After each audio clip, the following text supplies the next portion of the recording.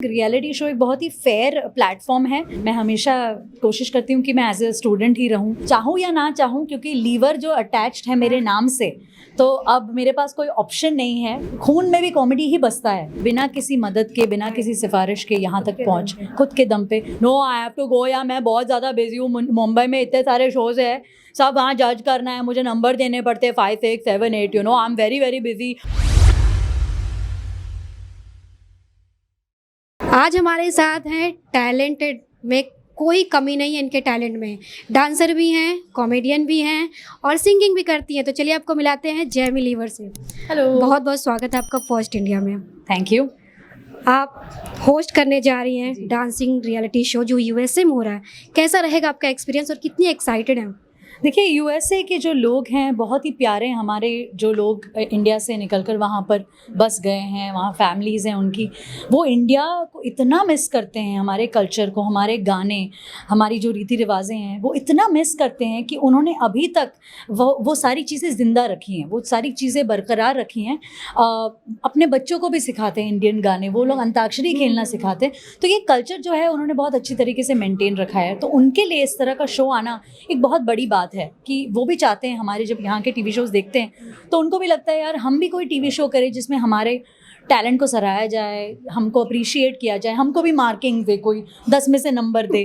तो वो सारा फन सब कोई एक्सपीरियंस करना चाहता है। तो it is a very big thing कि इस तरह का शो हम यूएसए ले जा रहे हैं। तो इसमें अगर जब मैं होस्टिंग कर रही हूँ विद मी एंड चैंग भी, हम दोनों कर रहे हैं होस्टिंग, तो आई एम वेरी वेरी हैप्पी कि इन्होंने सोचा कि मैं कर सकती हूँ होस्टिंग इस शो पे।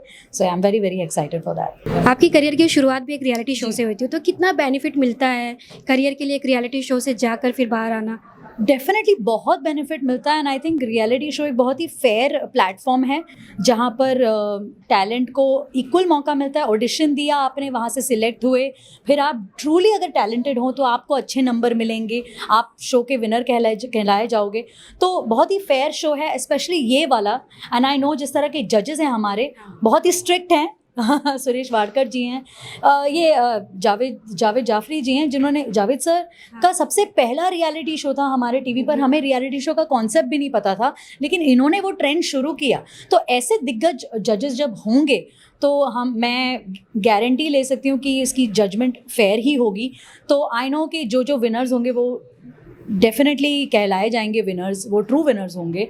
तो यस, या इट्स ग्रेट। आपके पापा का क्या रिएक्शन था जब आपने बताया होगा कि मैं जा रही होस्ट करने शो को? कोई वो टिप्स दिए आपको? हाँ, वो टिप्स तो देते ही रहते हैं बिकॉज एंड इनफैक्ट मैं हमेशा कोशिश करती हूँ कि मैं एज ए स्टूडेंट ही रहूँ, मैं चीज़ें सीखूँ। और मेरा मकसद यही है कि इस शो पर भी आकर डेफिनेटली मैं काम तो करूँगी एज अ होस्ट, मेरी मेहनत होगी, लेकिन मैं भी कुछ सीख कर जाना चाहती हूँ इस शो से। भले ही वो कंटेस्टेंट से हों, जजेस से हों, बट मैं डेफिनेटली कुछ सीख कर जाना चाहती हूँ। क्योंकि like I said again, such big names are attached to this show, so ये एक लर्निंग एक्सपीरियंस ही होगा। आगे आप कॉमेडी में करियर बनाना चाहती हैं या आपका फोकस और मैं चाहूँ या ना चाहूँ, क्योंकि लीवर जो अटैच्ड है मेरे नाम से, तो अब मेरे पास कोई ऑप्शन नहीं है, कॉमेडी करनी ही है। और मेरे खून में भी कॉमेडी ही बसता है, तो आदत से मजबूर हूँ। मैं जहाँ जाती हूँ मैं कॉमेडी करती हूँ, और मुझे कॉमेडी करना बहुत अच्छा लगता है, क्योंकि लोगों को हंसाना बहुत ही मुश्किल काम है। और मैं खुशनसीब समझती हूँ अपने आप को कि मैं लोगों को हंसा सकती हूँ, कोशिश तो करती हूँ। सो या आपके पापा सुपरस्टार है, कुछ बेनिफिट आपको मिला जब आपने एंट्री की? तो कहते हैं कोई बेनिफिट नहीं मिला, ना कोई सिफारिश थी, ना कोई कॉल्स थे, ना कोई मदद मिली। और इस चीज़ का हमें अब गर्व महसूस होता है कि ना, बिना किसी मदद के, बिना किसी सिफारिश के यहाँ तक पहुँच, खुद के दम पे। भले ही सफ़र थोड़ा सा स्लो सा था, थोड़ा वक्त लग गया, लेकिन मुझे खुशी होती है कि ये टेढ़ा मेढ़ा सफ़र है, लेकिन आज मेरी खुद की एक पहचान है। बहुत अच्छी बात। एक किसी की झलक देखना चाहेंगे आपकी आवाज़ में? अभी तो आवाज़ ख़राब हो गई है। 2 second.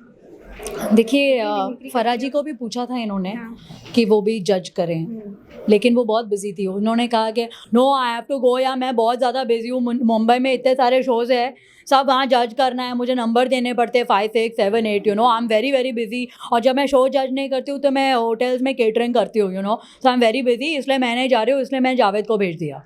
Thank you so much हमसे बात करने के लिए, thank you so much. Thank you, thank you.